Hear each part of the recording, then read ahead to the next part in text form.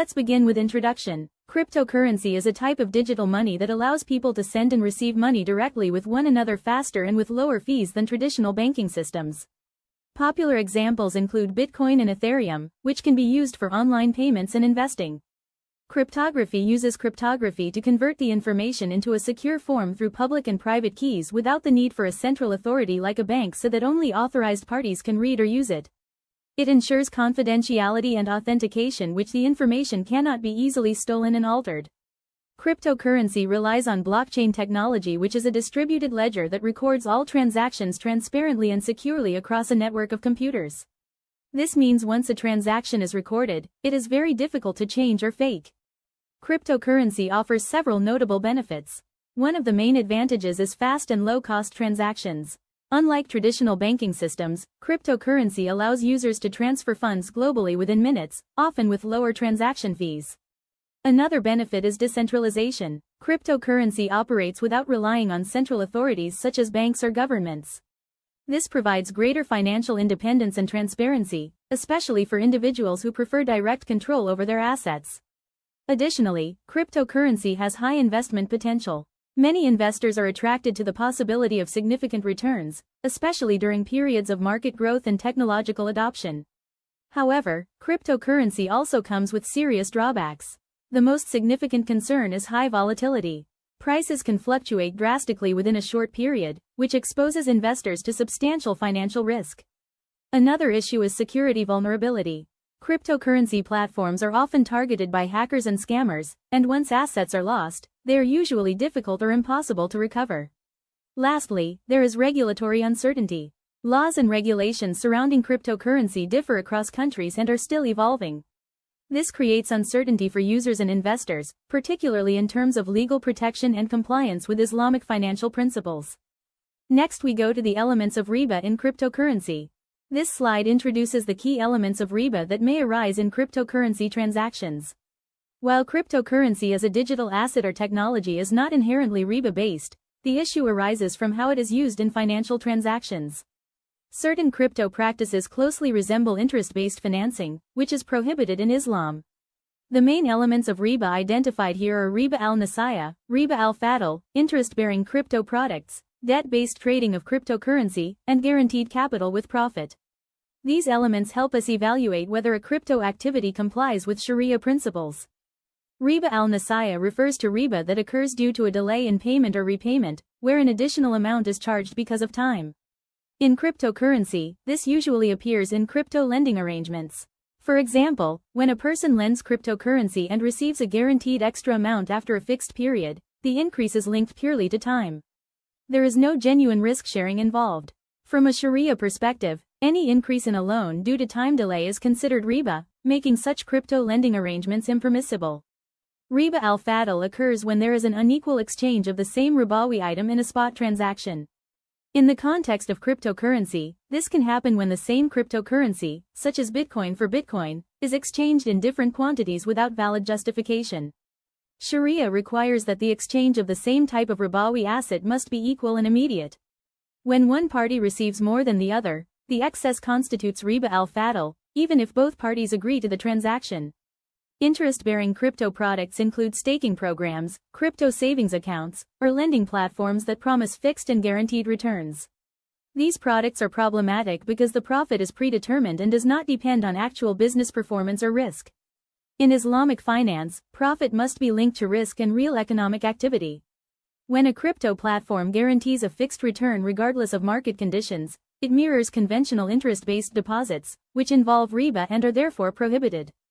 Debt-based trading of cryptocurrency occurs when individuals buy or trade crypto using borrowed funds that involve interest. In this situation, the riba element does not come from the cryptocurrency itself, but from the financing structure used to acquire it. Islam prohibits interest-based debt because it creates unjust enrichment without risk sharing.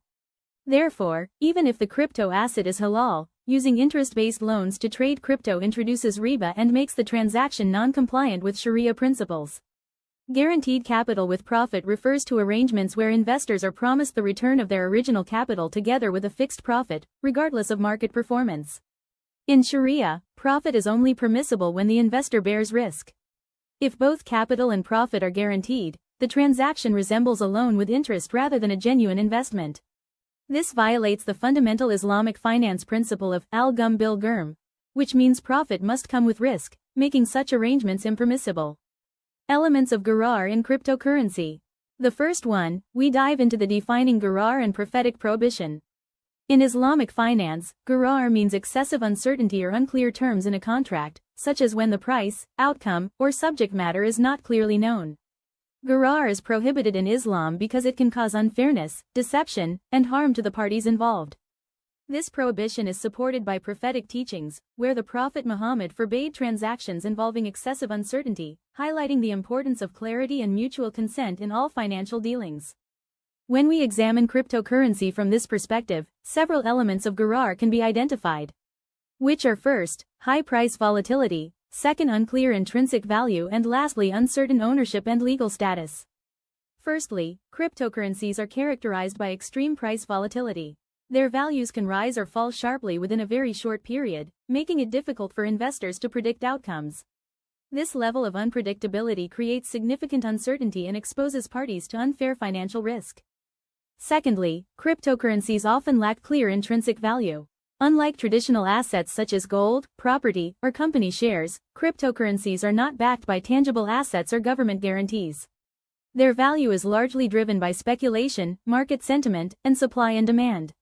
Thirdly, there is uncertainty surrounding ownership rights and legal status. In many jurisdictions, cryptocurrencies are not fully regulated, and investors may not receive adequate legal protection in cases of fraud, hacking, or disputes.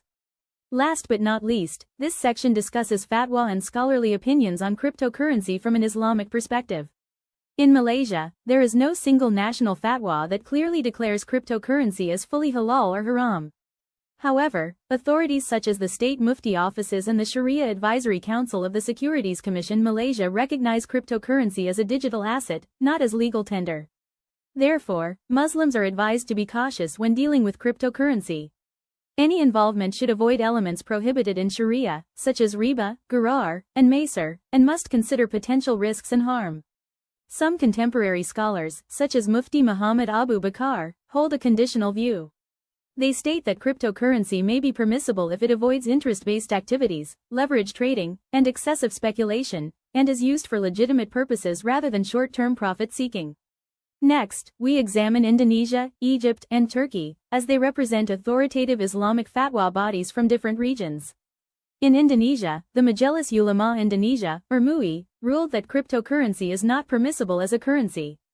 However, it may be allowed as a digital asset if it is regulated, not used for gambling, and brings clear benefits. This reflects a balanced approach that supports innovation while upholding Sharia principles. In Egypt, Dar al-Ifta al-Misriya declared cryptocurrency as haram due to extreme price volatility, high speculation, and lack of government backing, which leads to excessive gharar. Similarly, Turkey's Diyanet ruled cryptocurrency transactions as haram, citing uncertainty, speculative behavior, and the absence of clear intrinsic value. To conclude, cryptocurrency offers benefits such as faster transactions and financial innovation, but it also carries significant risks, including high volatility and security concerns. From an Islamic perspective, the main issues involve riba, particularly through interest-based platforms, and gharar due to uncertainty, speculation, and lack of intrinsic value. As a result, fatwa opinions differ across scholars and countries, with some prohibiting cryptocurrency and others allowing it under strict Sharia conditions.